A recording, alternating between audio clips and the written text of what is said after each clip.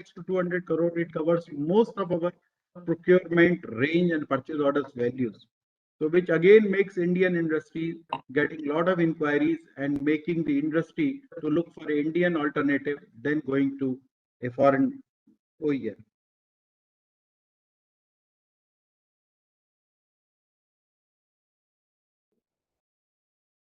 There is a GEM portal, which is a single portal where all the government requirements have been put. So all small companies, startups, they have an access. They don't have to screen out various places that what and all they can do. All the government requirements have been put on the website. So there's a complete transparency. Only thing we have to take up the challenge and start doing it. We have a lot of scope in raw materials, which we are still importing. Niche technology, we are still importing. Certain parts, assemblies, we are still importing. I do not say it is very easy. If it were me very easy, there was no reason why we should still depend on the foreign OEM for years together. There are difficulties.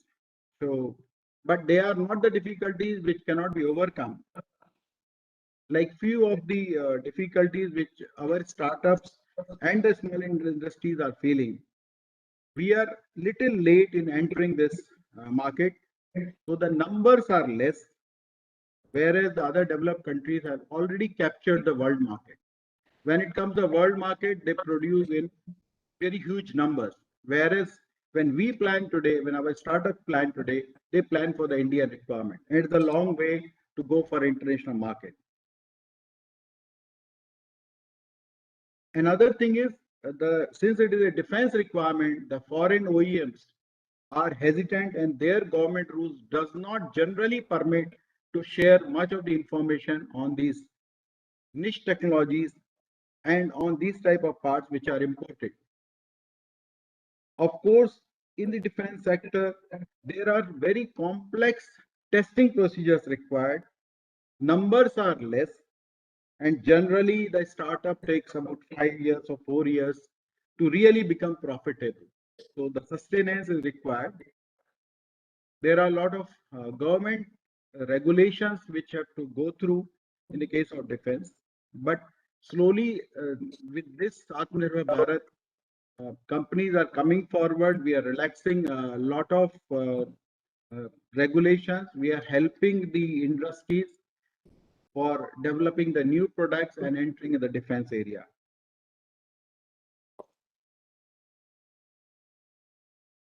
In spite of all these things, it is not to get disheartened. India is not only producing for itself. Now this year our export in the defense was more than 8,000 crores, which is likely to develop a few more folds with the present guidelines given by the government and MOUs signed with the government by the different PSUs. So this export of defense is going to go up. So there are a lot of opportunities again coming on the way. And we need to develop an ecosystem in India. The ecosystem means we should have a small scale company supporting a tier 1 company. Then we need to have the labs where we have the testing facilities. We should also be very clear who are the regulating bodies who are going to certify the use of material. For this, once the ecosystem is created, then automatically we are able to produce which is acceptable and the numbers get multiplied, and in the next phase we start exporting. We all know already the ecosystem is getting developed. We are having our indigenous aircraft LCA in India. We are making world-class missiles in India. So India has the capabilities. It is the only thing is we have to start doing it and continuously ensure that we import the barest and barest minimum from outside India. For this, there is a Srijan portal which has come up by the government of India, where anything which is to be imported has to put on that portal. Efforts have to be made that this is made in India. So this gives an idea what are the things we are still importing and what Indian companies can take up and do it. Once we take up this, the companies will support them with the necessary inputs which are available. So what is required today is we have to take initiative. We have to become innovative. and we know our costs are low. Support of government is there. Under make to import is not permitted. So we will definitely be able to move ahead. And I look forward that probably in a few years to come, we will have a defense hub in India. So not only will support India, we will supporting other worldwide. There are few success stories for students I would like to say. There were certain critical PCBs which were declared as non-repairable by our foreign OEMs, which means if anything fails, we have to buy it from them. No technology, they want it is a non-repairable. But with our Indian engineers, they have tried with an open mind, and almost 100% of them have been repaired in India. So this is the kind of opportunity available where capability of Indian engineers exists. It's only thing we have to come forward and do it.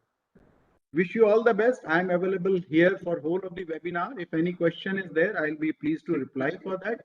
Thank you very much. Jai Hind. Thank you very much, Chaturwedi ji. Thank you very much for your address so beautifully. And the last example which you gave was so relevant and so motivating to really discuss the Atmanirbhar Bharat for defense. Thank you so much for your address, sir. My friends, it is really our good fortune that today we have with us, all the way from its headquarters in Shimla, the Major General Vivek Kashyap ji, AVSM, VSM, all the way from Shimla's headquarter at Shimla of ARTRAC, who would be addressing us on the challenges and opportunities of using civil military capacities towards nation building. But before I invite him to address the gathering, I would like to request my technical team if they can please relay a small film made on life and work of Major General Vivek Kashyap ji. Major General Vivek Kashyap, AVSM VSM, was commissioned into the Indian Army in 1987. He has completed 36 years of commissioned service in Indian Army as of 1st January 2022. Presently, he holds rank of Major General. He is presently Major General Staff in Headquarters Army Training Command, where he is responsible for synergizing capacities of academia and Indian Army. The officer is very well qualified with Bachelor of Technology in Mechanical Engineering, Master of Science in Defense and Strategic Studies, Master of Management Studies, MBA, Master of Philosophy in Defense and Strategic Studies, and presently pursuing Doctorate in Indian Foreign Policy. We warmly welcome Major General Vivek Kashyap.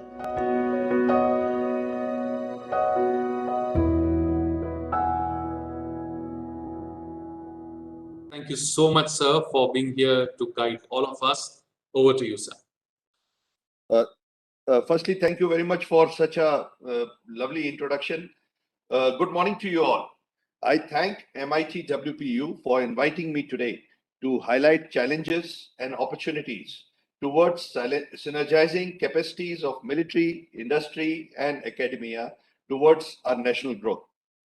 The location of India, along with the interplay of geostrategic imperatives, places us at a center of a region which is surrounded by unpredictability, instability, and volatility.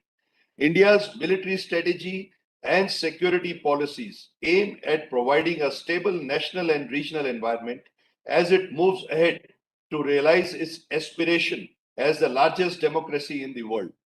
Rightfully, the theme of today's webinar, Bharat The Worldguru, is most appropriate. The Indian Armed Forces is world's second largest military force. It also has the third largest defense budget in the world. The 2020 Global Firepower Report lists it as the fourth most powerful army in the world. India today is the largest economy, third largest economy, with GDP on PPP basis. The Union Budget 2022-23 increased our defense allocation from $271 billion from $63 billion last year. Out of this, $21 billion has been earmarked for capital expenditure, which is a very large sum of money. India is viewed upon as one of the most lucrative defense markets for military products, being the second largest importer of arms today. While the Indian economy continues to grow at fast pace along the technological advancements in certain areas, a lot needs to be done to create a viable and efficient defense industry. The primary reason for the present state of is that defense industry has been till now and a very exclusive domain of public sector. India has 9 defense public sector undertakings with 39 ordnance factories. In spite of this large setup, production output has remained insufficient to meet our growing needs. The major problem is that R&D spendings in these government PSUs is as low as 0.7 to 0.8% of their turnover. In spite of the proactive stance of the present government with regard to private sector participation in defense manufacturing, this continues to be a highly complex and a daunting task for private sector. Heavy restrictions placed on it.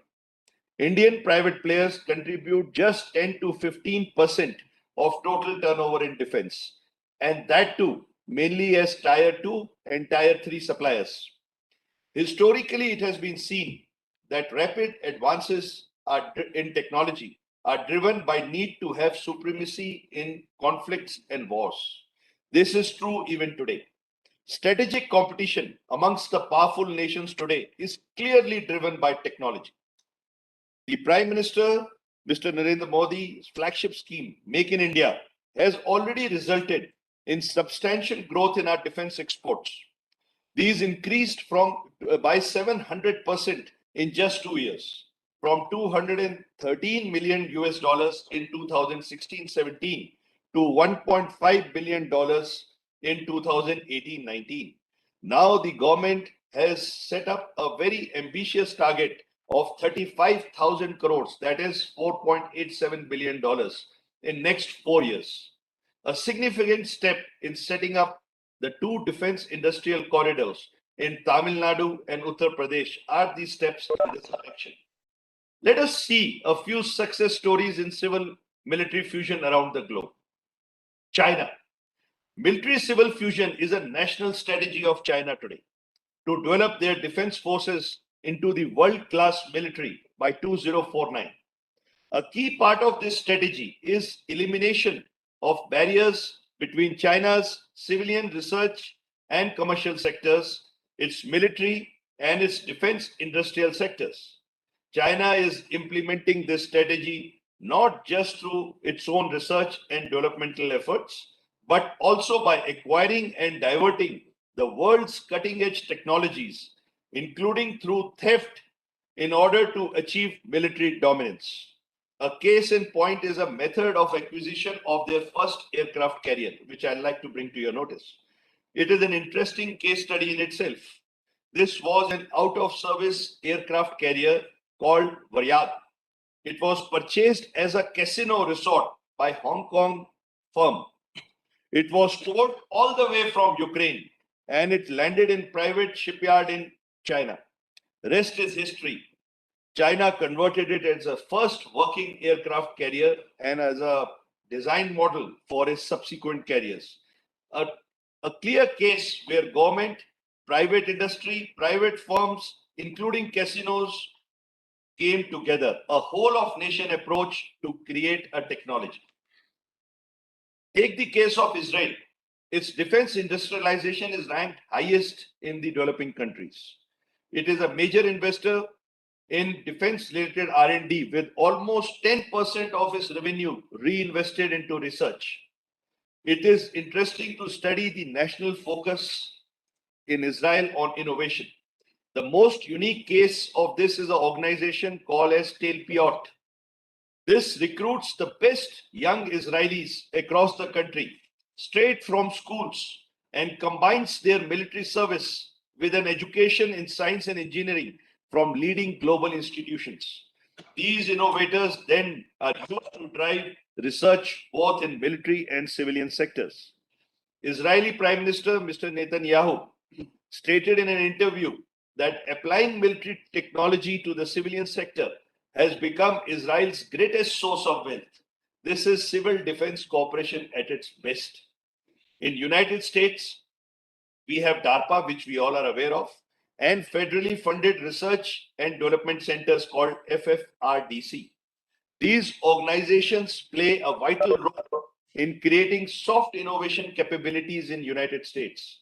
These cutting-edge technologies are shared with industry to roll out production, a seamless effort developed over 4 to 5 decades. For example, a radiation laboratory at MIT, which worked on radars in Second World War, was renamed Lincoln Laboratory and continued under MIT management, doing classified work for Air Force even today. The University of California manages the nuclear bomb design laboratories for the government. Another success story is Turkey.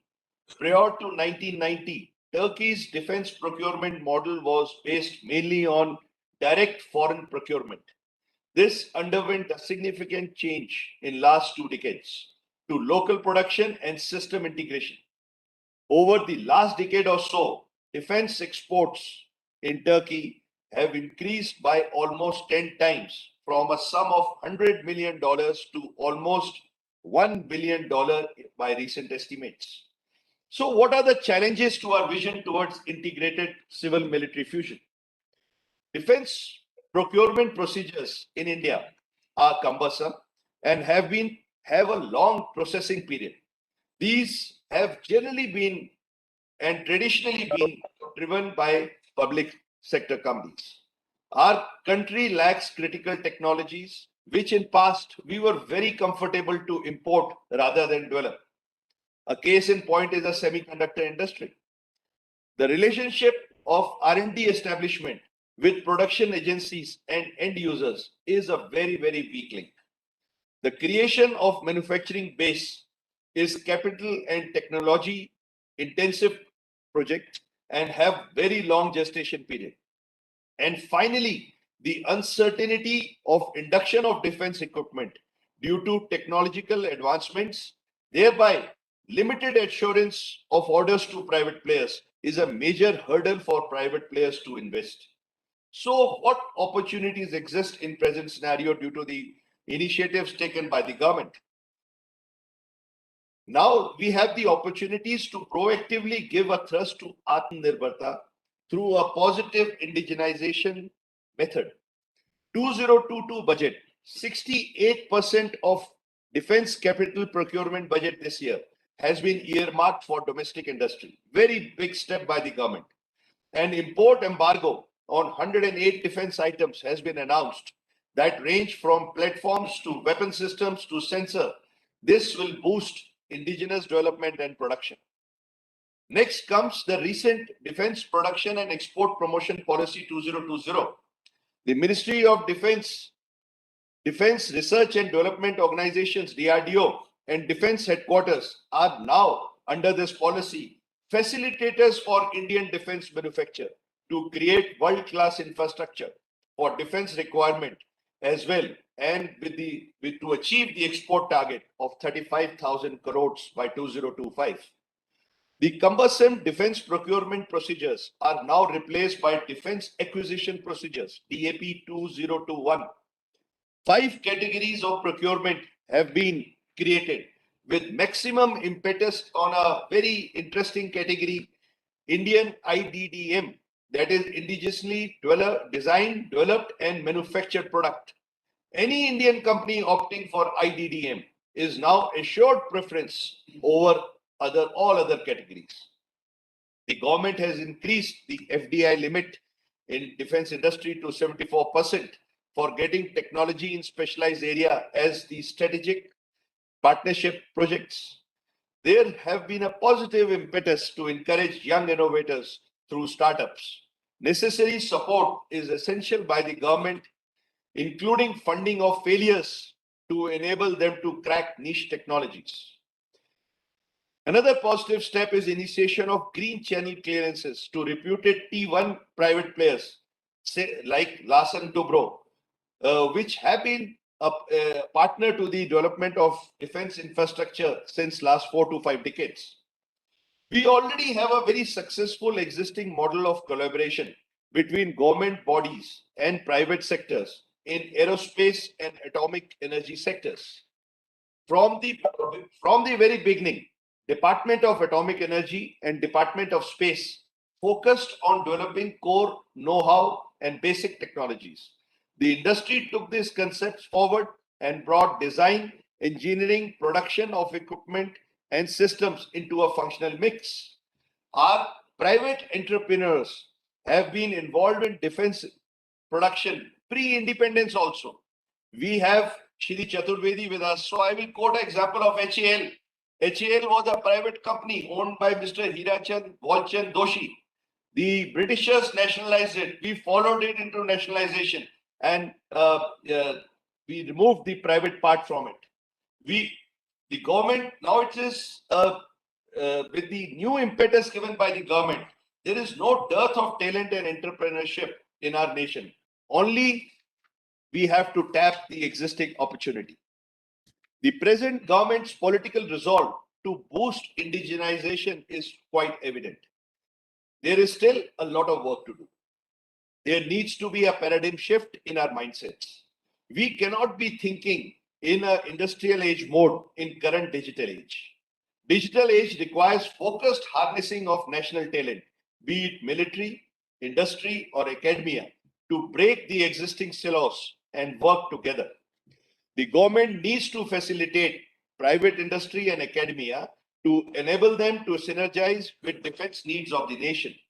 It is imperative that there is a whole of nation approach to ensure Make in India initiative a success story. The aim is to transform India from second largest importer of defense equipment into a viable regional defense production hub. Thank you very much for giving me a chance to speak. Thank you. Thank you very much, Major General Vivek Kashyap Sahab. It was indeed our fortune to listen to you. So thank you very much for joining us and guiding all of us. And thanks to technology that your words of wisdom reached, I don't know, hundreds and thousands of people, because we are streaming this entire session live on social media. So I'm sure the message would be received by every Indian that here are the people, those who are joining hands to really, really think and make India Atmanirbhar. Thank you very much once again, sir, for giving us the vision towards making India Atmanirbhar in defense. Thank you very much. My friends, it's now time when I invite the Executive President of MIT World Peace University to address the gathering. But before I do that, I would like to request my technical team to kindly relay a small introductory film on Shri Rahul V. Karad, sir. Over to you, team.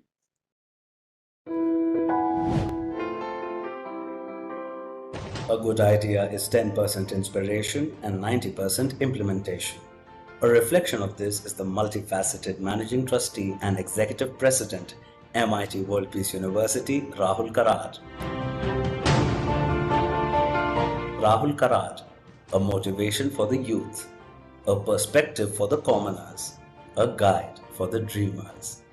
He has been a pioneer in many of the initiatives conducted by MITWPU. Rahul is a man with excellent vision and clear thought process in each and every issue, may it be student politics, justice, democracy, or history. A Harvard alumnus, he started his journey as Executive Director of MIT Pune in 2001. He single-mindedly focused on advancing the inherited vision and mission of his academician father, revered Professor Dr. Vishwanath Karad, founder of the Myers MIT Group of Institutions, who initiated the new wave of education in engineering in the private sector through Myers MIT Pune, Bharat. Not only that, but he has also built the biggest dome in the world at Loni, Maharashtra, to spread the message of peace and unity. Rahul has carried forward such a great legacy, which resulted in a successful expansion of MIT Pune, Bharat. I look at you as a leader in your own area. Please influence those number of other guys who have that sense of belongingness for the country, the Mother India. Rahul is known for his very deep-rooted patriotism and was always inspired by the famous quote of Gandhiji, Be the change you wish to see in the world. Why no educated Indian parent ever dreams of their children pursuing politics and public life as a serious career option? Rahul Karat, the founder and executive president of MIT School of Government, Pune, gave the seed thought of this unique vision. And MIT SOG became the first institution of political education and leadership in India. Haryana, Bihar, Maharashtra, Uttar Pradesh, Himachal Pradesh, Jammu and Kashmir, Goa. In this regard, MITWPU is actively organizing various social initiatives to impact society by germinating the seed thought for social responsibilities within students, women, teachers, political and administrative leaders to the issues relevant to the world. Rahul Karat is the face of New Bharat, the young Bharat.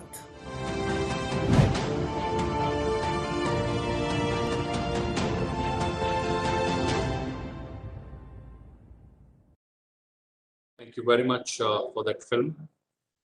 Unfortunately, because of some unforeseen circumstances, Shri Rahul Karat sir could not join this session, but he has sent his important message through a small video for all of us. I request my technical team to kindly relay. Namaskar, Janani Janmabhumisha Swargadapi Gariyasi. Behalf of the bodies of trustees and our revered beloved founder Dr. Vishwanath Karat sir, let me welcome Lieutenant General Raj Shukla Sahab. Also, let me welcome another important guest, Major General Vivek Kashyap Sahab, for this important the Bharat The Worldguru, the collaboration of defense and the MIT World Peace University or the various universities. This seminar we have organized in collaboration with the Defense Ministry. Dr. Khandekar has taken a very important initiative under the aegis of MIT World Peace University. I was told that one very important center for defense and strategic studies we are going to establish, and it will be with the collaboration of the Defense Ministry. And I'm very, very happy today that this collaboration is happening. And before also, there are many other initiatives are already happening with the Defense Department. But today, I'm glad that one permanent such institution we are going to establish at MIT World Peace University. This very Center for Defense and Strategic Studies in association with Army Institute of Training Research and this collaboration particularly of MIT World Peace University and this defense very important institution. I think they are going to come close to resolve many such issues, problems in the defense area. Professor Khandekar was very, very keen and curious to work on this area, and he and his various HODs of various departments of mechanical, polymer, petroleum, all the departments, they are going to come close, and this through the multidisciplinary approach, they are going to give various solutions. There is such a need, and I think we have IITs, we have various IIMs and the government very premium institutions. But MIT World Peace University, last 4 decades, we are working in the space of higher education.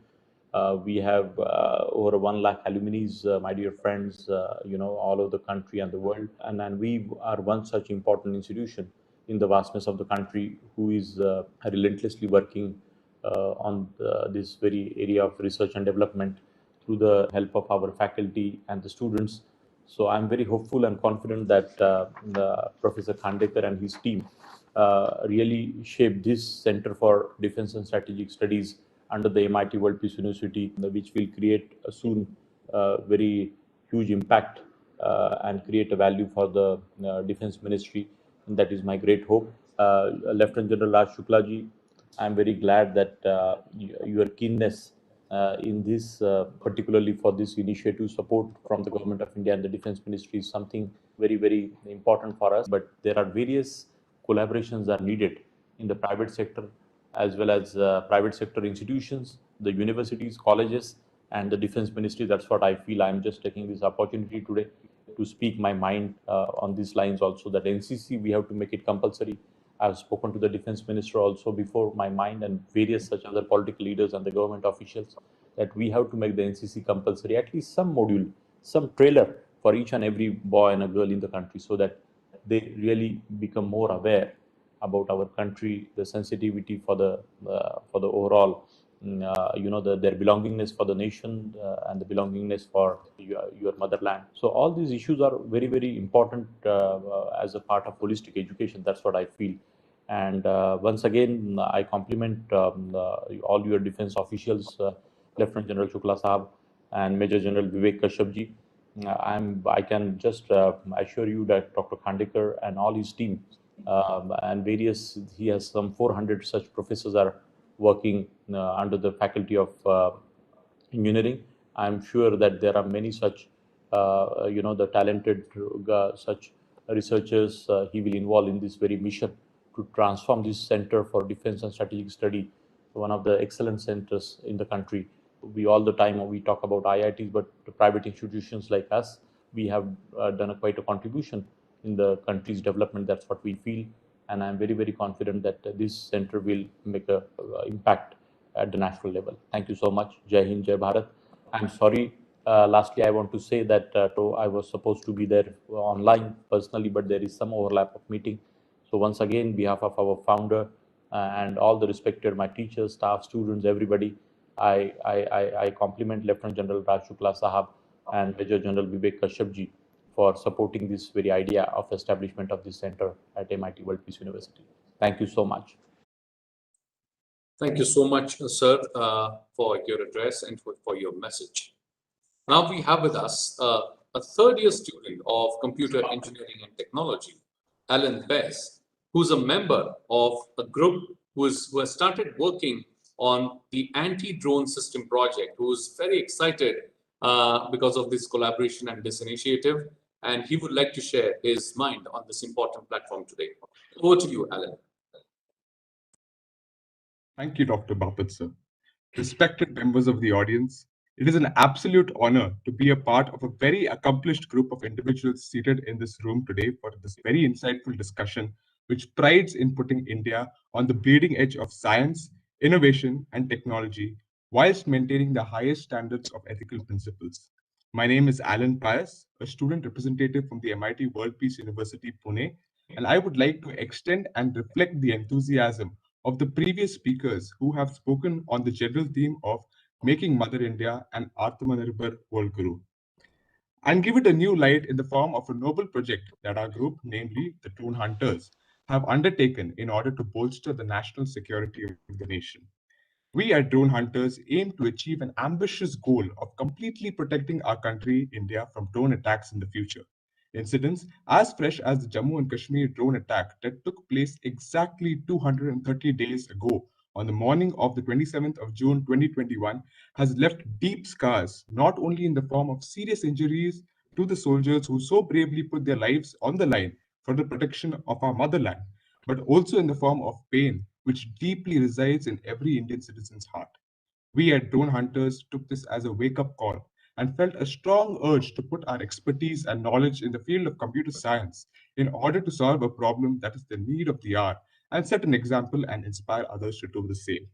We aim to design a novel anti-drone system that is completely different from the existing drone capturing systems available in the market as of today.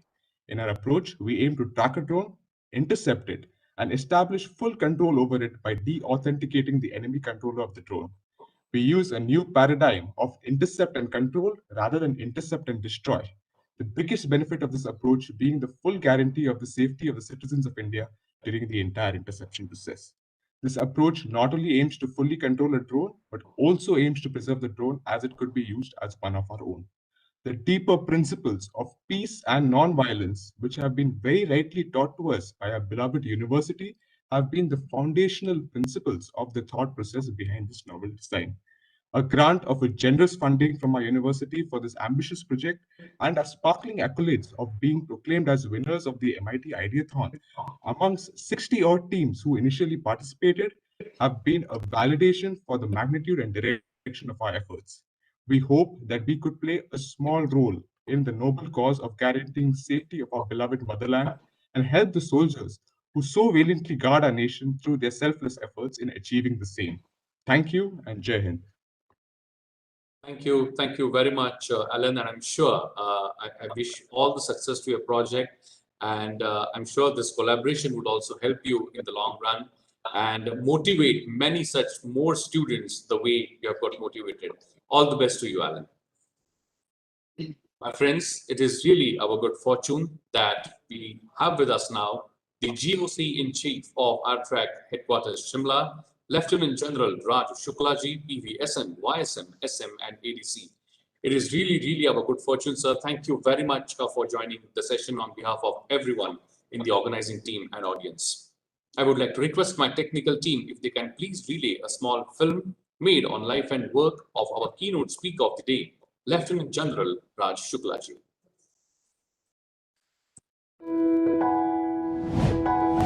Lieutenant General Raj Shukla, PVSM, YSM, SM, ADC is a graduate of the National Defence Academy and the Indian Military Academy.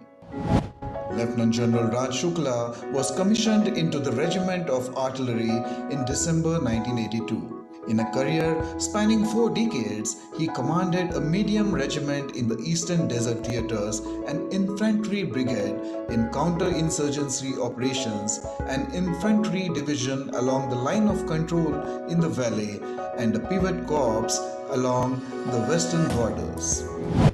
He is an alumni of the Defence Services Staff College, Wellington, the College of Defence Management, Secunderabad, and National Defence College, New Delhi. He has served 2 tenures at the Military Operations Directorate, dealing with doctrines, force structuring, and till recent times, he was the Director General of Perspective Planning at Army Headquarters, addressing issues relating to military futures and forces modernization. He has also been Commandant of the Indian Army's prestigious training establishment and think tank, the Army War College. We warmly welcome Lieutenant General Raj Shukla.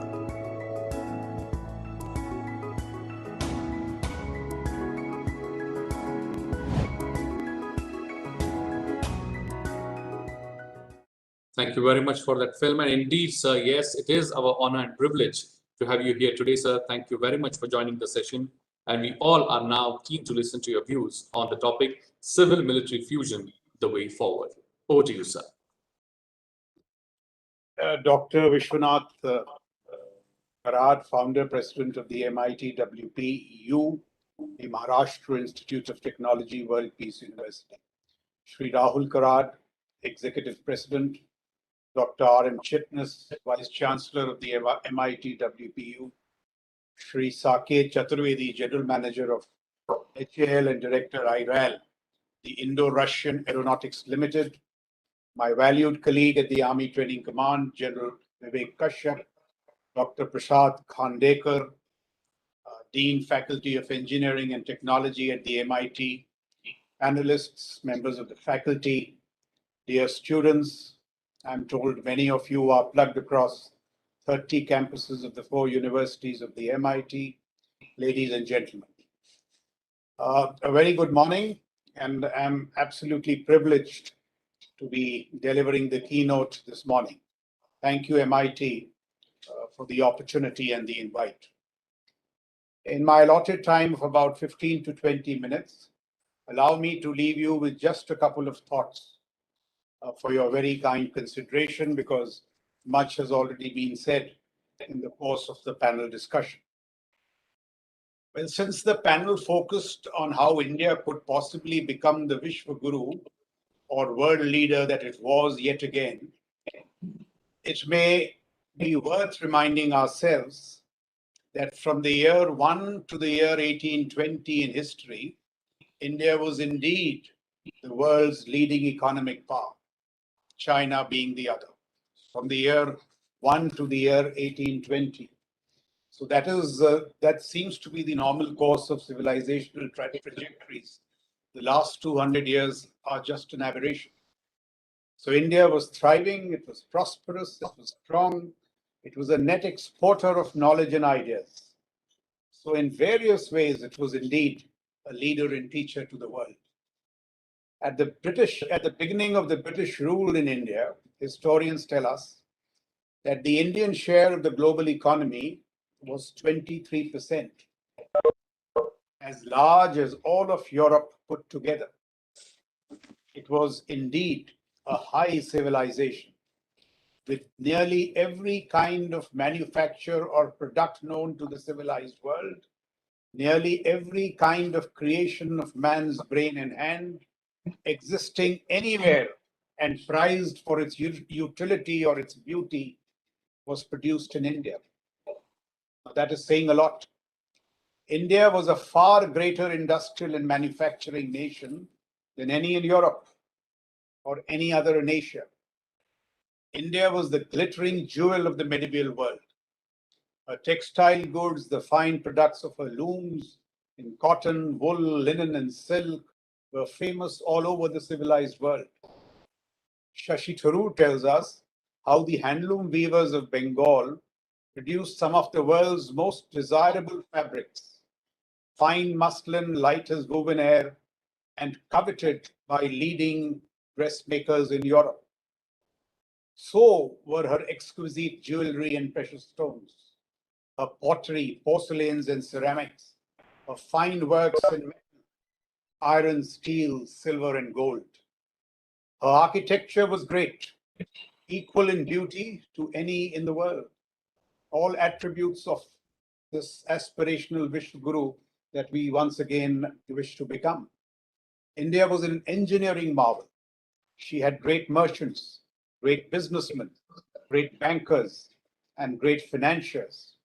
She was the greatest shipbuilding nation of the world. Today, China is shocking the world with what it can do in shipbuilding.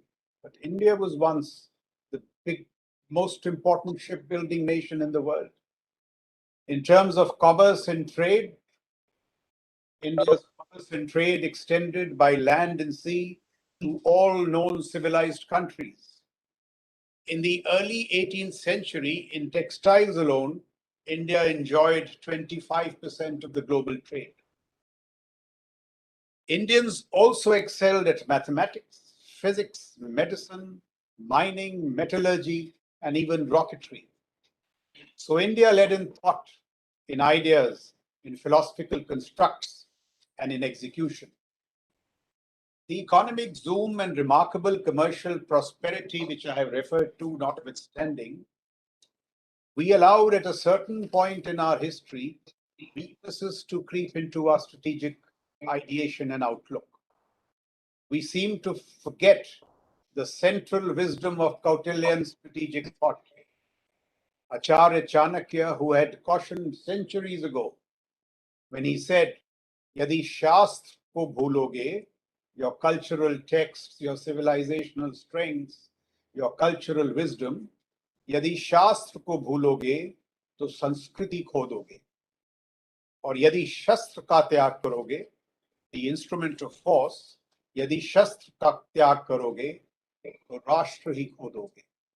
We made that fatal mistake, and that is exactly what happened. British economic predation, its military predation brought India down to its knees. So weaknesses in our central authority, history tells us, in our strategic military ideation and posture led to the neglect of the instrument of force, amongst various other reasons, and ultimately was the cause of external invasion and plunder. The spectacular sacking of Delhi by the Persian Nadir Shah in 1739 is a case in point. It is said that when Nadir Shah and his forces ransacked a weakened India, a weakened Delhi, and went home, they had stolen so much from India that all taxes were eliminated in Persia for the next 3 years. So much of our wealth that we could not protect. The forays of the British, as I just mentioned, led by the East India Company, however, did far worse. As we all know, what began as commercial business quickly became a business of conquest as well. Trading posts being reinforced by forts, merchants being supplanted by armies, and the flag following the trade, etc., etc. The East India Company, in the fullness of time, with an army of 260,000 men, conquered a number of autonomous states, imposed executive authority through a series of high-born governor-generals appointed from London. Soon, the company regulated India's trade, collected taxes, metamorphosed into a massive revenue collecting enterprise, and imposed its fiat on all aspects of Indian life. In grim consequence, India has never been the same again. The deindustrialization of India quickly followed. When in power, the British were ruthless. And see, when you lost your strength, see what happened to you. Just one example. The British cloth manufacturers, unable to compete with the skills and cost competitiveness of Indian textiles that I referred to, wanted the Indian competition to be eliminated altogether. So the soldiers of the East India Company obliged, systematically smashing the looms of Bengali weavers, going so far as to break the thumbs of those weavers so that they could no longer ply their craft. So India, which was once at the pinnacle of economic prosperity, because it neglected its instrument of force, weaknesses in its strategic ideation, see what your business and commerce came to. You were helpless. With the collapse of its manufacturing and the elimination of manufactured goods from its export rosters, India's share of world manufacturing exports fell from a one-time 27% to a mere 2% under British rule. We became so weak and the British so contemptuous that in the 1943 Bengal famine, whilst 3 million Indians died, Churchill ordered diversion of food grains from India to build war stockpiles in Europe. See what the powerful do and what the weak must suffer. And when questioned, he said Indians will die because they breed like rabbits. When further persuaded by his bureaucracy to retain food grown in India, he had the arrogance to say that if there is so much shortage of food grain, why is that fellow Mahatma Gandhi not dead? So this is what the point that I wish to labor is that this is what weaknesses in your strategic military posture can do. So it is plainly evident that economic prosperity alone does not constitute national strength. We need comprehensive endeavors encompassing all elements of state if we are to become this Vishwaguru once again. So the quality of your ideation, the way you think, how long-term you think. It is commonly believed that the Chinese execute better. Study them carefully for a while, they have been ideating better. Think long, they think hard, they think deep. And such ideation must come from universities like the MIT. And if your wisdom and the wisdom of ideation centers of the Indian Army like the ARTRAC, they come together, there'll be no stopping India. There'll be no stopping India in its aspirational surge towards becoming a Vishwaguru. So as I said, all elements of state, the quality of your ideation, your statecraft, the economy, levers of diplomacy, how robust, calibrated, and technologically enabled your instrument of forces, how your centers of science grow, the academic heft that flows out from universities, IITs, regional engineering colleges, our IIMs, and so many colleges all along, industry, research centers, they are of great importance. So all these elements of state, all these elements of national power will need to come together if India is to become the Vishwaguru that it once was. From all that I have said so far, there are many lessons that are pertinent, especially so in the context of our renewed aspirational surge towards reclaiming the status of Vishwaguru and merely reversing what is apparently an aberration of the last 200 years, because from year 1 to year 1820, as I said, we were indeed the leaders of the world. But in doing so, we mustn't forget a few facts. First and foremost, is the value of clairvoyant ideation, clarity in thinking. And here, as I said, our academia, universities like the MIT can play a salient role in research, in ideation, in articulation, so that we do not repeat the errors of the past. Let me give you some examples of why China, we have so much to worry about China, because it is the current toast of the world, because it leads in ideation. Their famous Premier Deng Xiaoping, I'm told in the 1990s, made an observation that if the Middle East has oil, there is nothing to worry, because China has rare earths. And today, as we all know, they are the lead processors of rare earth, and especially when it comes to digital combat, which is hugely dependent on your processing capacities in rare earth, China is in the lead. And China is causing displacement anxiety amongst the mighty Americans, because they led in thought, they thought long term. One of their ideologues, a gentleman called Wang Wei, was commissioned by the current president, Xi, to do a study on the weaknesses of democracies. And he lists a number of issues in that study. The third point is interesting. The study says that one of the major weaknesses of democracies is their obsession with processes and procedures. And he goes on to say, kill them in their own systems. So this is the depth with which they study their adversaries, their strategic competitors. And no wonder one of the features of China's recent rise has been its very agile bureaucracies.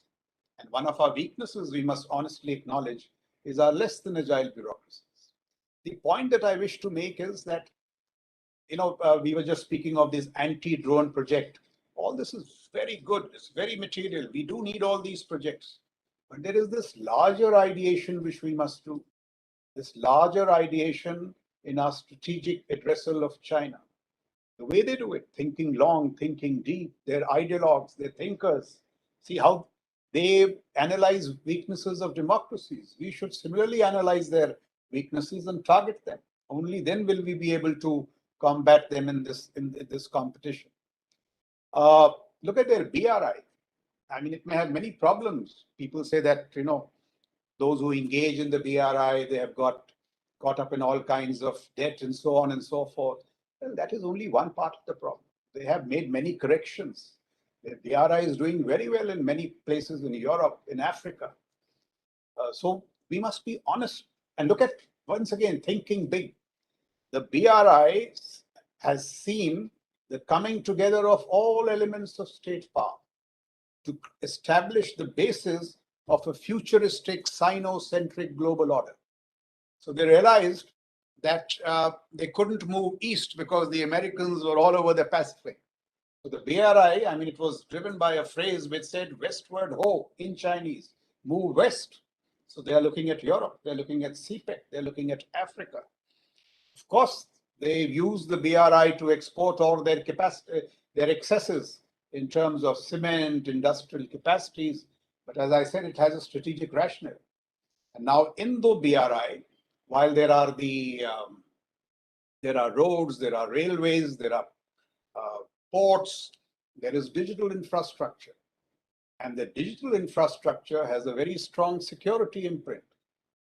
You would have read in the newspapers the FOBS that the Chinese have created, the ability to fire hypersonic missiles from satellites, that is propelled by their great advances in 5G. So that's the way they think. While the entire Western world, the AD systems were looking northwards, here they develop a system from space which can target any place on Earth at the moment with an accuracy of about 25 kilometers. And when they lay out their 5G networks, the accuracies will be down in meters. As one general of the US Space Com said, while the US is looking at space, China seeks to dominate from outer space. The point that I wish to make is that India has a far greater strength in ideation. Only this ideation must, come together. And, when we make excuses that China executes better. That is not a fair excuse because it will not help us in our competition with China. Noted a Singaporean scholar, Kishore Mehbubani, throws this remarkable poser at us, which we must analyze. When we make this excuse that, in democracies it is difficult to implement, he asks the question, closed society, open minds. China, closed society, far more open minds. India, open society, closed minds. Why? So I make the point that if we can ideate better in quality, in terms of thinking long, thinking big, look at the way the Chinese scale. If we can do all that, and the quality of our ideation upgrades substantially, which will flow finally from these collaborative ventures between the Indian Army and universities like yours, there is no reason why we should not be able to surmount the Chinese challenge with greater skill. And even as we do so, while we must always keep abreast with modern thinking, trends, and best practices, we must not abandon the wisdom of our civilizational thought and strength. I gave you that quote from Kautilya. The importance of strategic cunning in statecraft, which China exploits so well. Our own texts tell us about the value of Sam, Dam, Dand, Bhed, which basically means in international affairs, national interest, use means fair or foul. This is strategic cunning. Our texts tell us that. So we must lay a good emphasis on this. I think one reason, once again, why the Chinese are doing well is because while they have adopted many Western practices and so on and so forth in technology, in trade, in the economy, they have not forgotten the wisdom of Sun Tzu and Confucius. We have similar thinkers. I think Swami Vivekananda, Kautilya, and so many more. We must tap into our civilizational strengths, even as we upgrade the quality of our ideation. While a strong economy is fundamental to national resurgence, that's absolutely a no-brainer. Other metrics of power, such as the instrument of force, are equally salient, perhaps critically so. India's crumble before the British economic predation might not have occurred had we been militarily more strong and adept. So as I said, the value of ideation and the crafting of the larger strategic narrative as we move along the path to becoming a Vishwaguru is also critical. The choices that we make will impact our national security, our economic prosperity, and our general well-being. In that context, the recent initiative, the installation of the statue of Netaji Subhash Chandra Bose on Rajpath, the 28 feet by 6 feet hologram very recently, in my view, serves a larger purpose because it tells us that the instrument of force, the Azad Hind Fauj, had a substantive role to play in our freedom movement. And of course, that fact has been reinforced by the statements of Clement Attlee and so on and so forth. So we have brought the salience of the instrument of force in our strategic outlook to where it deserves. Because if we are ambiguous with regard to the salience of the instrument of force in our freedom movement, in our strategic outlook, and if it is thrown to the periphery, consequences will follow. So the instrument of force, as I said, must always enjoy not a principle, I'm not saying principle, but a reasonably central place in our evolving strategic outlook. Just as most countries with, shall I say, regional global influence do, the United States, Israel, China, Turkey, all these resurgent powers. So if in our strategic outlook, we treat the instrument of force with ambiguity, there will be consequences, as I said, as we saw in the wars that punctuated our post-independent history. Now, when I talk of this instrument of force, it must be a calibrated, sophisticated, technologically enabled instrument and not one which is brute and blunt. I'm not advocating that we go jackbooting around the world. That's not what I'm saying. But an instrument of force that is girded in strategic restraint, yet is calibrated to be employed when required in the resolute pursuit of our national interest. And how we could do this, we will have to flesh out the details. There are many roadmaps. This is once again a thing that universities like yours could help us do. I'm saying that it's not confined merely to, capacity building and projects of science. These are these wider fields of ideation which also need to be concurrently explored. So the value of ideation and development of wise, well-researched, research is such a phenomenal enabler. Good research, high quality research, good research will help us to create new thought pathways in national security. These thought pathways, if you see the academic tradition in the United States, now in China, Israel, so many places, this very close collaboration is what will help India in becoming this Vishwaguru. There is a web series, Rocket Boys, on Netflix. Yesterday, I was just watching that, and it begins with a reference to the 1962 conflict with China. And they describe the unfolding Chinese assaults on Aksai Chin, Namka Chu, Dola, and then Nifa. And a discussion ensues between these two brilliant scientific minds that we all know and we revere, Homi Bhabha and Vikram Sarabhai. And the conversation, somebody says कि ये जो war वगैरह है, ये सिर्फ army का मसला है. इसमें space और Department of Atomic Energy क्या करेगा? I would ever, as Homi Bhabha does, national security sabka mamla hai. It concerns us all. And there is that old saying, I think by a Britisher, which says that a nation which draws a sharp distinction between its scholars and its warriors will have its thinking done by cowards and its fighting done by fools. So we should not draw those distinctions. The collaboration with academia between the soldier and scholars must intensify. So returning to that anecdote, Homi Bhabha argues for leveraging available science to build a bomb as a deterrent in 62. He says it will help to end the 62 war and will ensure that no one dare attacks us in future. Unfortunately, or fortunately, depending on what side of the argument you are, Vikram Sarabhai argues otherwise. He differs and says that we should use science only for peaceful purposes. The latter argument, as we know in history, wins, and India gets its deterrent years later, only in 1998. And the many wars that we suffered in consequence in between, perhaps were driven by the fact that we didn't have this deterrent. The point that I make is that in science, in history, in philosophy, it is ideation in these areas that determine,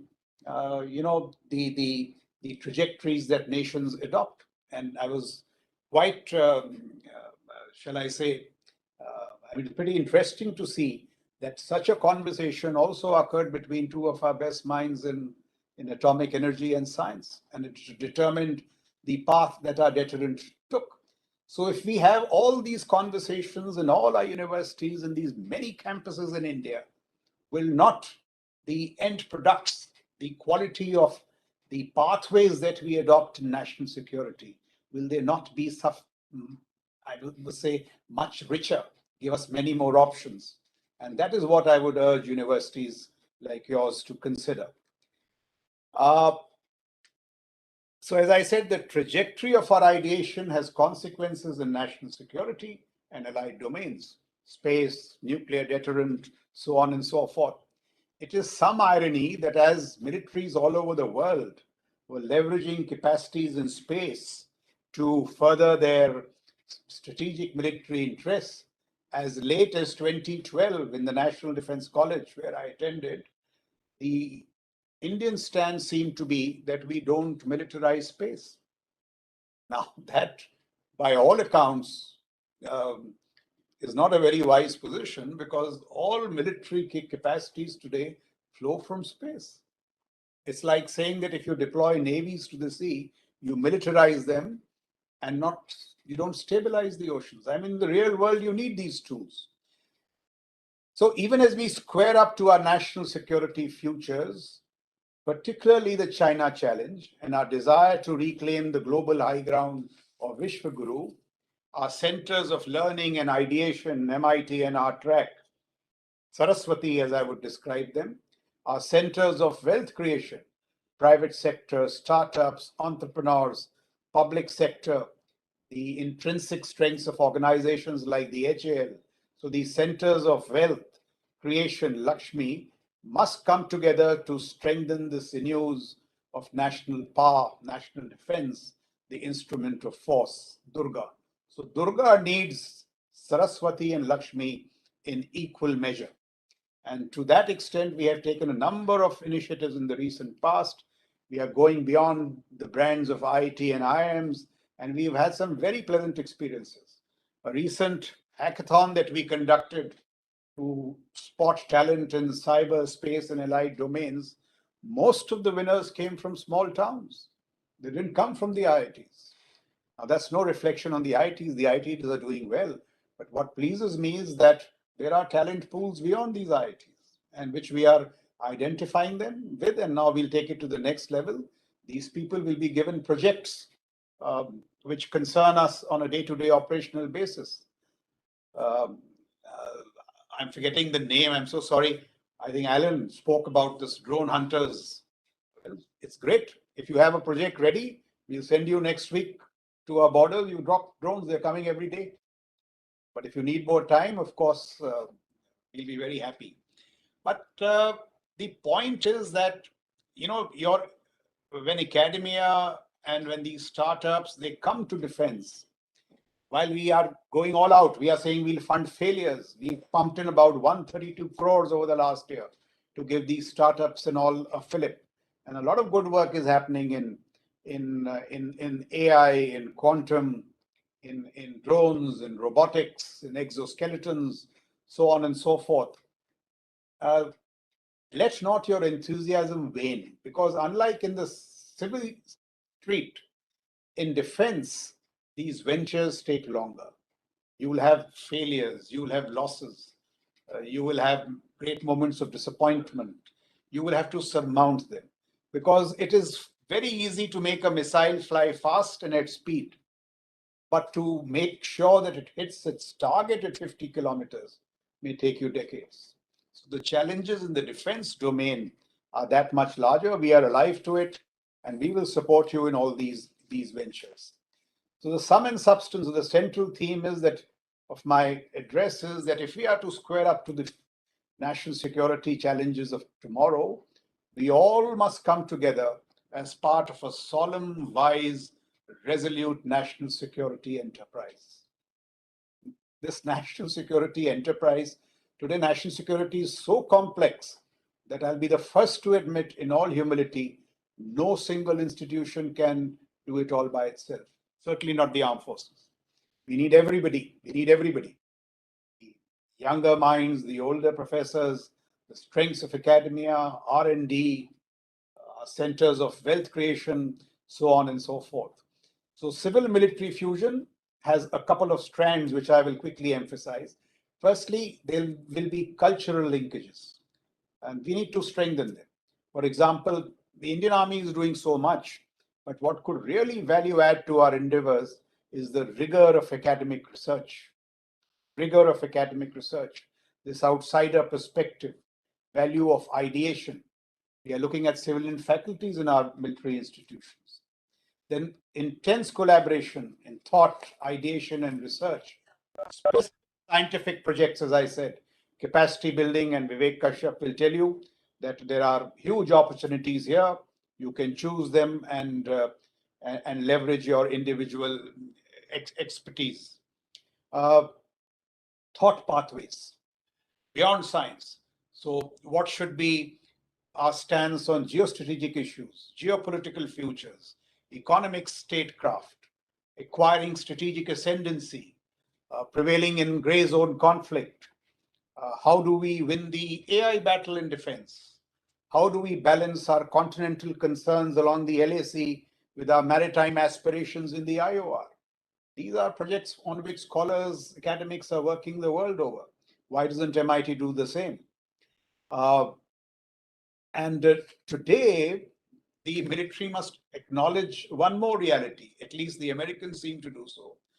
They say that the ideas and capacities which will have military deliverables are already resident in the deep tech companies. And the challenge there is the Pentagon bureaucracies are slow to convert these capacities into military deliverables. So you get the change. There was a time when all scientific, shall I say, discoveries and so on and so forth, DARPA discovered the internet. Today, much of the technologies in AI and all, which are coming into defense, already exist in the Silicon Valley. So they are ahead. They are ahead. We need to fuse together institution, academia, universities like yours, and say DRDO and all these enterprises. We need them not so much to develop products, but to push the boundaries of technological possibilities. If you would carefully listen to me, that is more important, because these boundaries need to be pushed. So as I said, we are taking a good hard look at civil-military fusion, because it is indeed the buzzwords in strategic circles globally. Civil-military fusion underlines China's rise, its military gallop. It is central to the prominence of the IDF, the Israeli Defense Force. If you study the 8200, 9300, their most modern units in space and cyber, they pick up the best minds from universities, give them a career of 5 to 6 years, allow them to leave. These minds go to Silicon Valley, and there is this osmosis between Silicon and Tel Aviv, which allows these units to grow even further. And graduates, look at the quality that comes to those units. A graduate of 8200, 9300 in academic circles is seen in equivalence as a graduate from Stanford. So the high levels of, shall I say, academic inputs into pure military units is a feature of recent time. This collaboration between academia and the military is the principal driver behind Turkey's rise as a drone superpower. Turkey today is a drone superpower with no parallels. It's ahead of Russia and USA. And much of this is driven by, shall I say, academic expertise from Turkish universities. America's third offset strategy, which was basically, it's this whole push of a technological catch-up with USA and Russia, has happened because of energized conduits between the Silicon Valley, Stanford, and the Pentagon. I repeat, Silicon Valley, Stanford, and the Pentagon. Without Silicon and Stanford, the third offset strategy would not have taken off. There's a very nice book called The Code by Margaret O'Hara. It outlines all this. See the measures people are taking. So the US recently set up a US Army Futures Command, and the location they chose was Austin, Texas. Why? Because Texas has the best universities, and it is the cradle for innovation and some very high quality interface between academia, those hubs of innovation, and the US Army Futures Command, which is occurring. So this is the lens which people are going towards collaboration. So today the Silicon Valley has an exclusive defense economy. You hear a lot about the other big tech companies and how they're influencing the commercial spaces, but they have an exclusive defense economy. Today, they are developing a cloud platform for all American national security agencies clubbed together.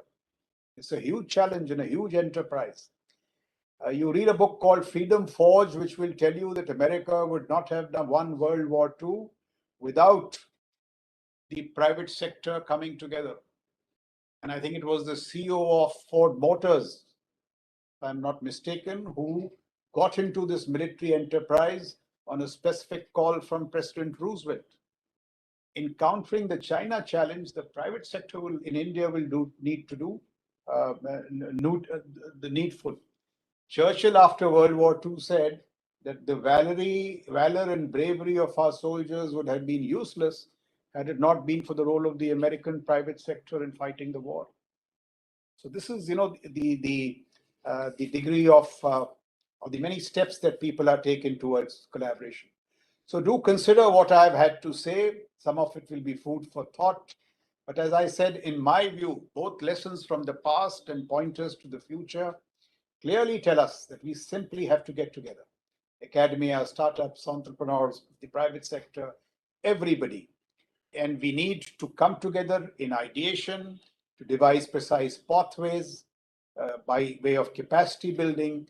And all this is critical if India is to rise to its place and promise in the world, become the Vishwaguru that this panel discussion dreams of. Make India so strong that all kinds of predation, notably the British ones heralded by the East India Company, that those kind of predations do not ever, shall I say, win over us, and they are kept away. With these thoughts, I'll conclude. Thank you and Jai Hind.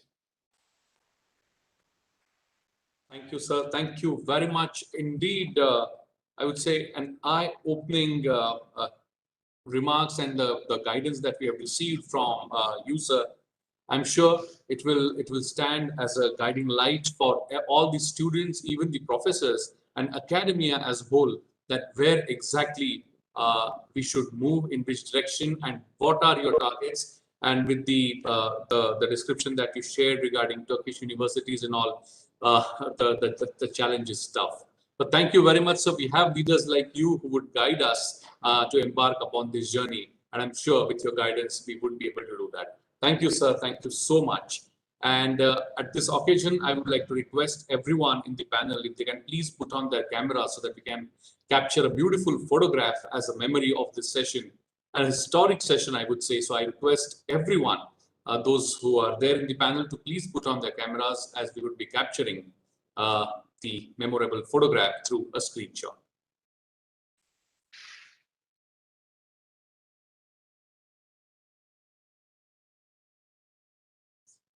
Thank you very much. My friends, it is time when I introduce you to a person, a man with a great vision and insight, an eminent educationist, a well-known teacher of repute, and an ambassador and torch-bearer of world peace. Professor Dr. Vishwanath D. Karad is a very simple man of Austrian, a clean natural habits, and a strict vegetarian and a lover of Mother Nature. A pious man with highly philosophical but analytical mind, a devout believer of the time-tested human values and proud of Indian ethos and culture. He has staunch faith in the universal truth that all world religions are true and equal as such and convey the same message of true love and compassion for human welfare. Professor Dr. Vishwanath Karad, sir, has been the champion to promote the interfaith universal brotherhood and understanding through the value-based education and training of students and society at large to make them realize the role of science and spirituality in establishing peace-loving, holistic society.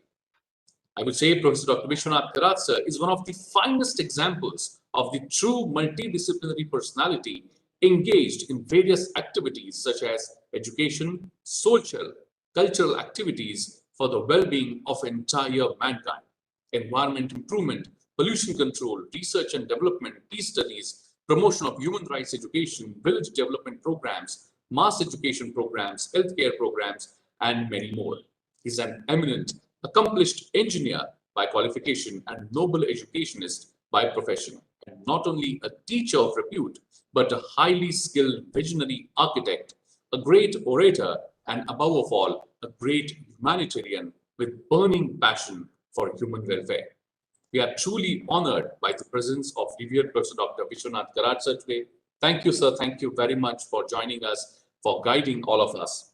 Before I invite him to address the gathering, I would like to share with everyone present here today, because it is such a historic moment where I would say the army personnel from across the nation are attending this session. I would like to share a creation of revered Professor Dr. Vishwanath Karad, sir, which is dedicated to world peace of entire humanity on this planet. I would like to request my technical team to kindly relay a video on World Peace Dome.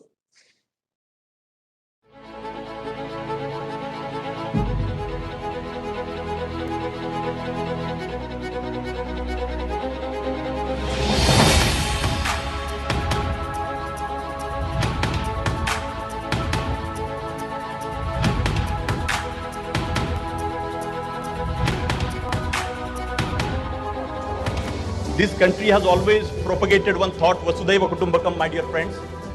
I must say that in the entire history after the independence since 1947, this is one of the unique steps towards the contribution of universal humanity.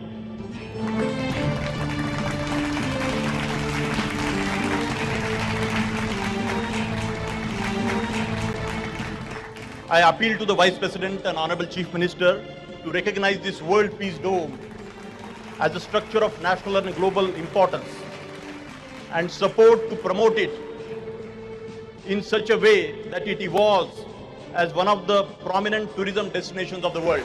We should remember and respect like Professor Vishwanath Karat and millions of people like that, and remember the great service they have done. They should be remembered forever. That is also equally important for all of us. This is the message of this dome. This is the idea of the dome. This is the tallest, not only in size, but also in ideas. But if it takes away the rest of the days of my life and gives me one day where I can come back and look at this magnificent dome, magnificent message to the rest of the world, to me, this is not just the biggest dome in the world. To me, this is the biggest idea, the biggest message to the world. Science without religion is lame, and we all know this: religion without science is blind.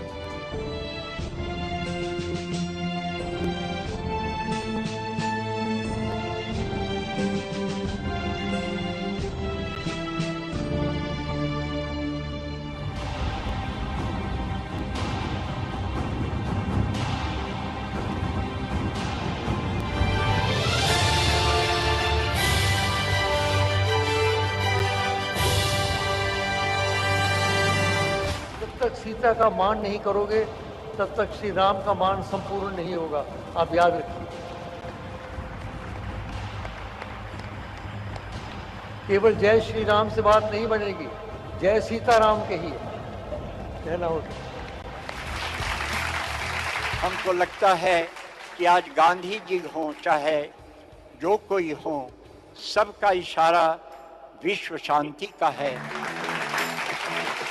तो विवेकानंद ने कहा है कि 21वीं शताब्दी में मेरी भारत माता ज्ञान का दालन बोल के उभर आएगी। इट विल बिकम अ विश्व गुरु इन द 21st सेंचुरी। उसका छोटा सा उदाहरण, छोटा सा सिंबल यहाँ बन गया है, ऐसा मेरा मानना है।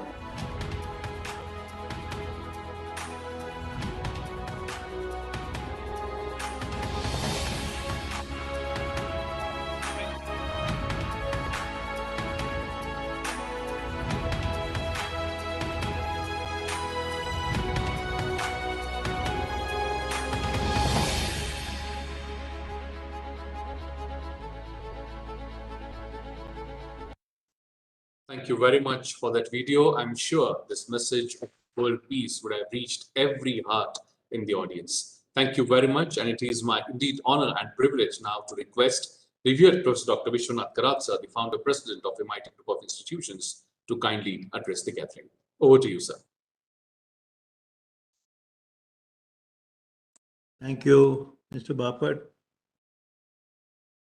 Dr. Chitnis, Dr. Khandekar, and Rahul Karad, who took this initiative and chose a very appropriate subject of nation building, Bharat एक विश्व गुरु के रूप में, and that too with the collaboration of defense, academia, the universities and the industries. And what a good fortune for me. And truly, let me tell you friends, it truly fills my heart with a sense of pride and pleasure when I had the fortune of listening to the words of wisdom spoken by Raj Shukla Sahab, Vivek Kashyap ji, and Saket Chaturwedi, who had given their wonderful message about this very subject of how to join hands together the people of the defense, the universities and the industries, and the civil society at large. And what way we can contribute or share based on the very concepts which have been spoken by these great men, giving a very wonderful, unique message. But let me tell you, friends, what I felt was all these great men, Mr. Shukla, Mr. Kashyap, and Chaturwedi Sahab, it was not just the words at the lips, but it was all being spoken from the bottom of heart. That was the beauty. The passion and the fire in their belly to do something very unique and good for the nation and nation building process was something very touching, heart touching. That was the beauty of the whole presentation of today's this webinar. Friends, I am just reminded of the very words which I have been always engaged with. The words of wisdom spoken by the great noble son of India, Swami Vivekananda. You know it very well. I'm not telling anything new to you. But the words which were spoken on 11 September 1893 in the very first Parliament of World Religions at Chicago, USA, which have been the real ideal for my life and our institution. Those words which we remember on this background when we are talking about the collaboration of defense, universities and industries and the civil society at large. When Vivekananda says union of science and religion / spirituality alone will bring harmony and peace to mankind. And even in the second part, in the year 1897, when the same great noble son had spoken to the world community and told with a great assertion, not with ego, but with a sense of pride. He said, you know, friends, that in 1897, our mother India was under the clutches of the British. वो स्थिति थी उस time Bharat की. But when this great noble son of India says and tells the world with a sense of pride and says to the world that after 50 years from today, 1897, he says, after 50 years from today, my mother India, Meri Bharat Mata, my mother India will become free from the clutches of the British and will emerge. There is a sentence further.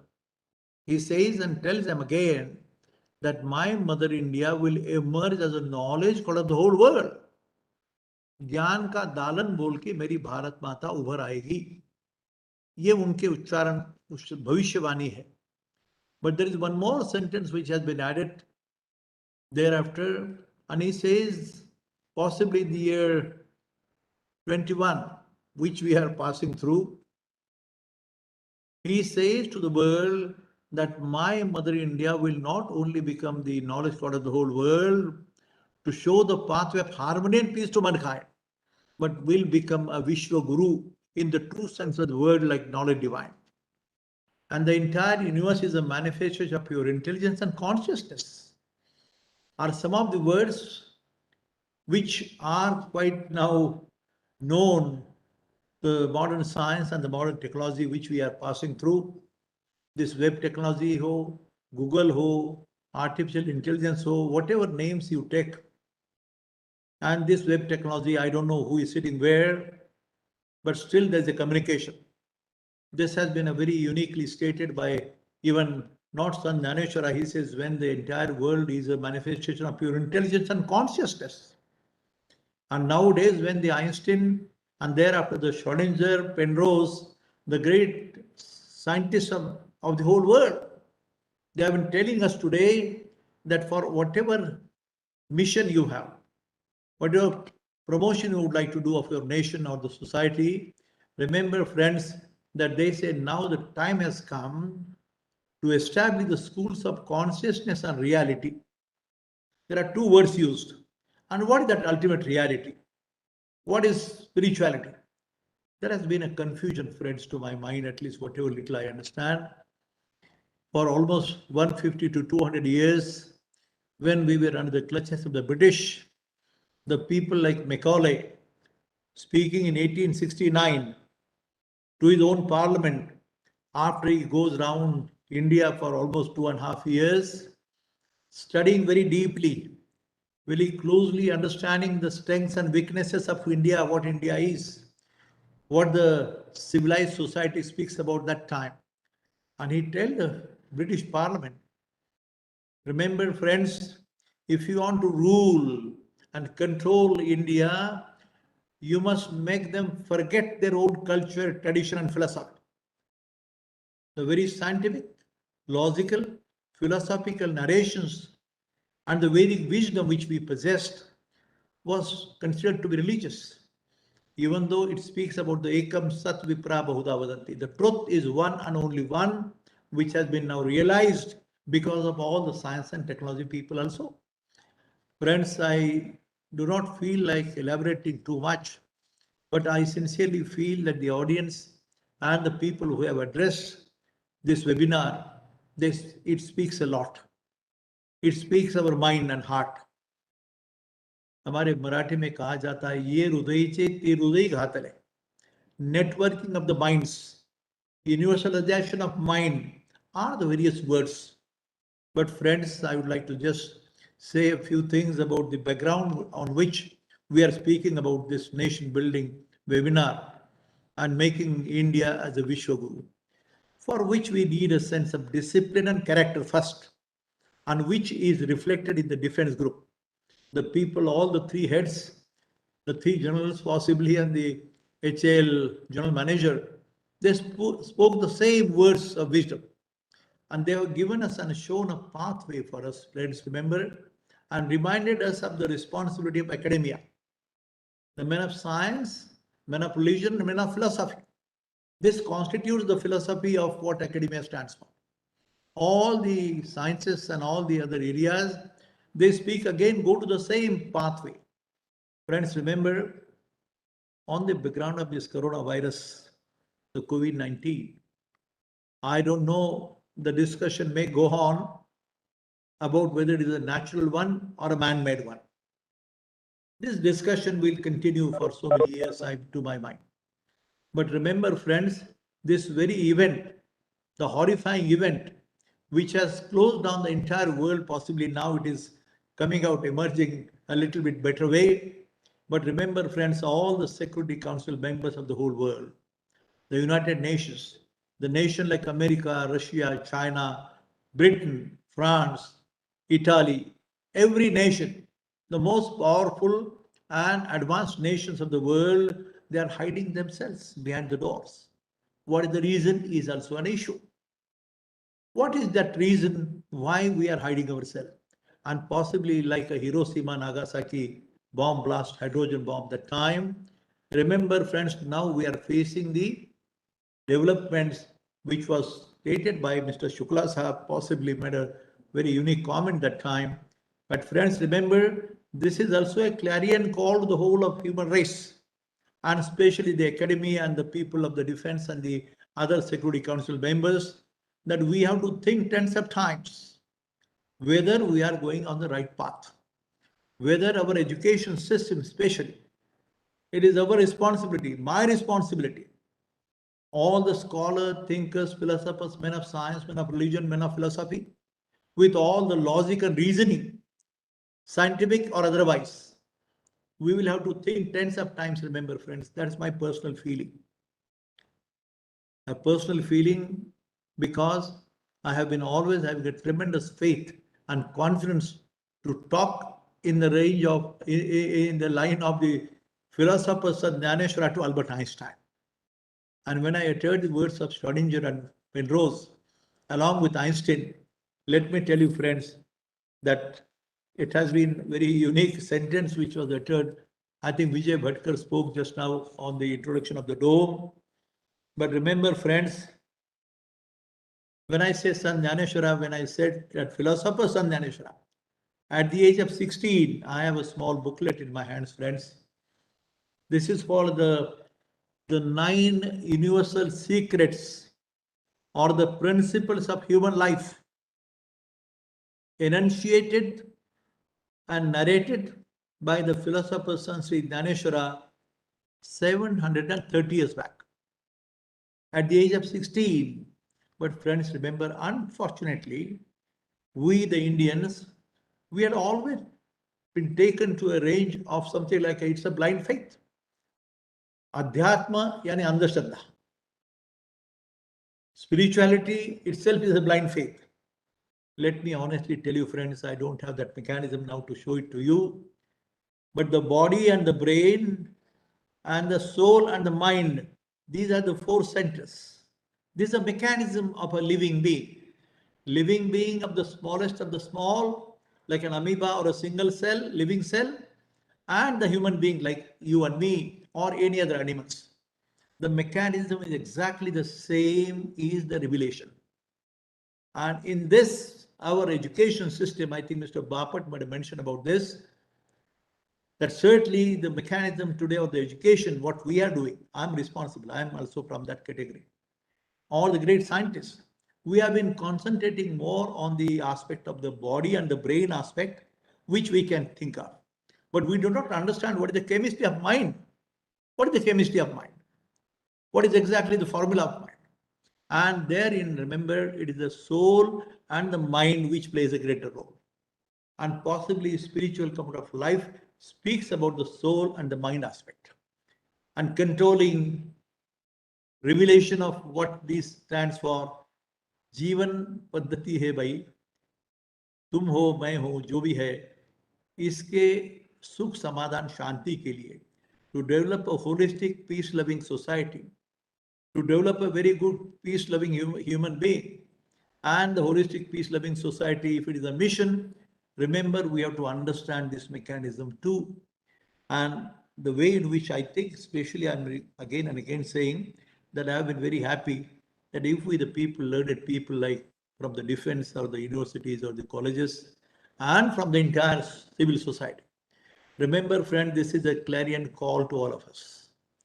Clarion call, if you do not control yourself about the biological, chemical, hydrogen, the nitrogen bombs and everything what we are trying to make, or the clouding, the new word has come.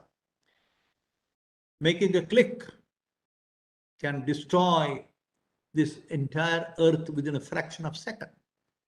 ये भस्मासुर है भाई, और अपने हाथ में, you just click and do it.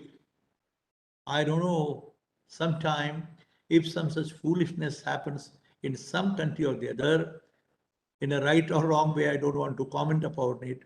But remember, friends, we have to be cautious and careful enough.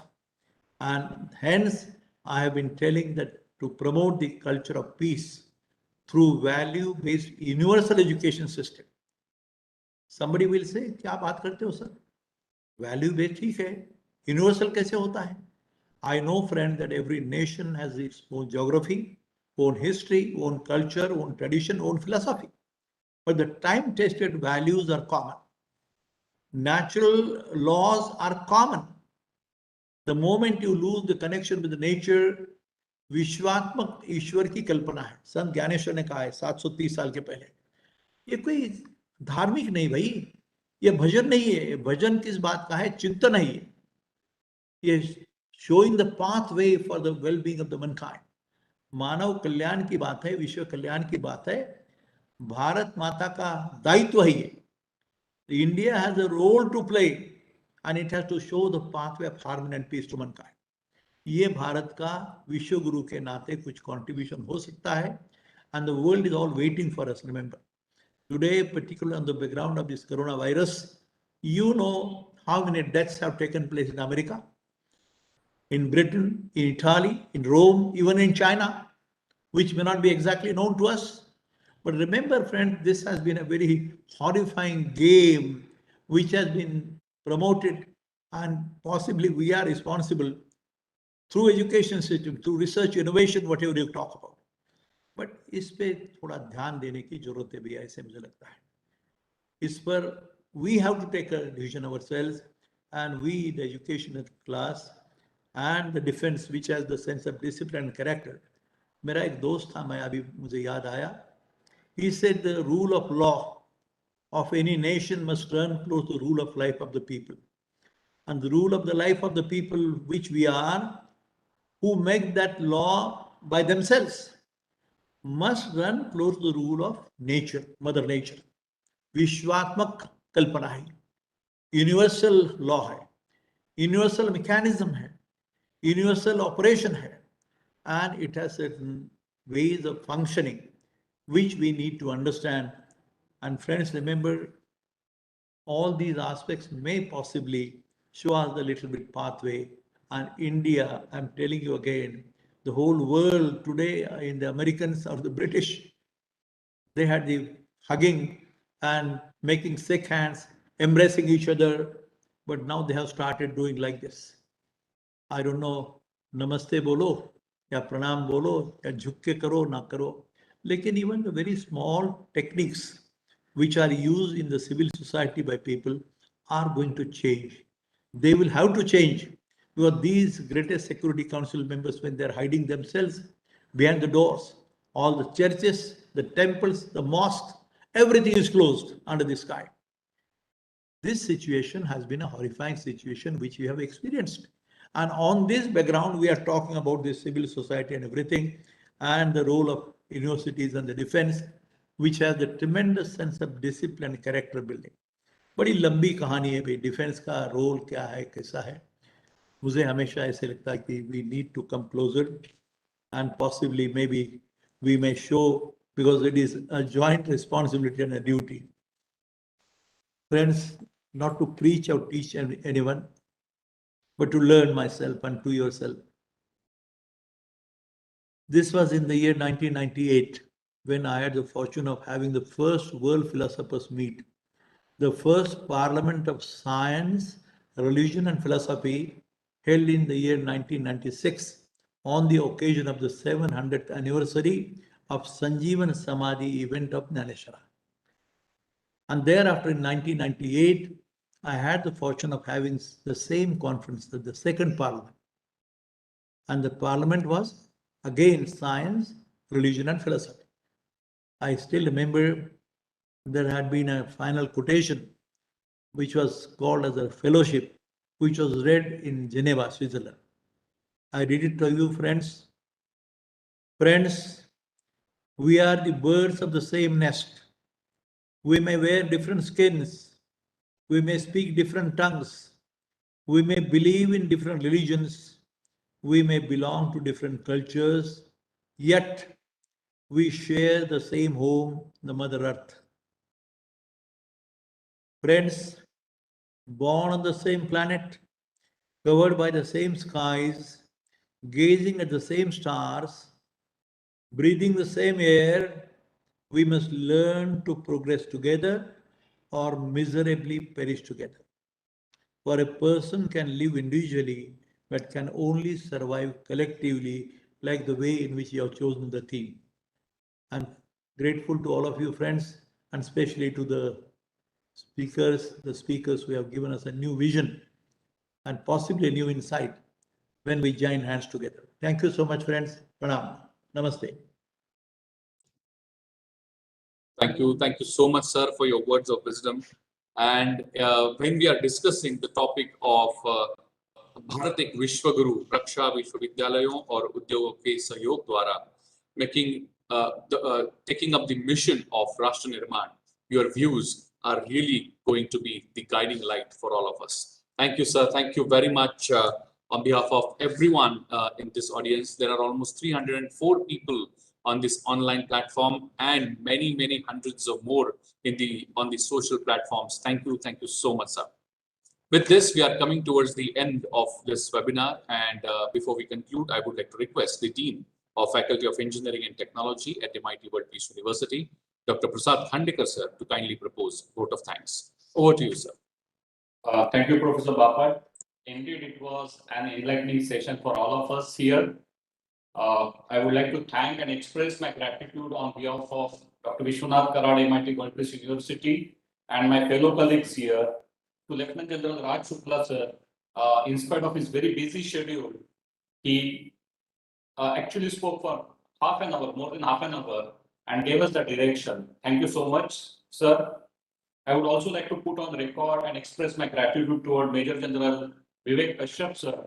He is one person instrumental in connecting these dots. I've seen a lot of passion in him to connect academia and defense sector. Thank you so much, sir, for all the guidance, and entire MIT World Peace University is indebted to you for taking a lot of proactive steps towards connecting these dots, sir.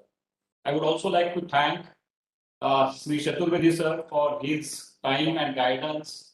Again, in spite of his busy schedule, he could deliver a talk and guide us. Thank you for your gracious presence today, sir. I would also like to thank all those senior Indian Army officers who joined from different corners of the India country. And thank you so much for your active participation in this dialogue. I think all of us have some takeaways through this webinar, and this is just a beginning towards a different India. I would also like to thank all the faculty and students who participated in this online webinar. My special thanks to my team, Professor Sumedha Sirsikar, Professor Hiram Phadke, Professor Lalit Kulkarni, Professor Sandeep Potnis, and Professor Mandar Lele. For the last 1.5 years, this team has been working relentlessly to connect and work with Indian Army and defense sector, and a lot of initiatives have started. I'm sure the output of this will be visible to the entire nation very soon. Also, I'd like to thank the technical team for this wonderful WebEx connectivity, taking everything live. Let me tell you, dear friends, that in a class of 60 students are listening, so you might feel there are 300 logins here, but one login could be equivalent to 40, 45 students. So the number of attendees are very large here. Please, 300 is the number, but it has been broadcast in the classes also. So thank you so much, everyone. Thank you so much, Karat sir, for giving us all the direction always and showing us the path of harmony and peace. Thank you for all your teachings and inputs. Thank you, Alan, for wonderful presentation. Albeit we could not show you the demonstration or idea here online, but in 3 minutes you could express very well, and I'm sure things could be taken to the next level. Thank you, everyone, for this wholehearted support on behalf of the entire MIT World Peace University. Thank you so much. Thank you very much, sir. And with this, we have come towards the conclusion of Bharat the Worldguru, collaboration of defense universities and industries. Thank you very much, everyone, for your kind participation. Before we conclude this session, I would like to request everyone in the audience, wherever we are, to please rise in our seats as we conclude with National Anthem. I request everyone to please rise. I request my technical team to kindly relay.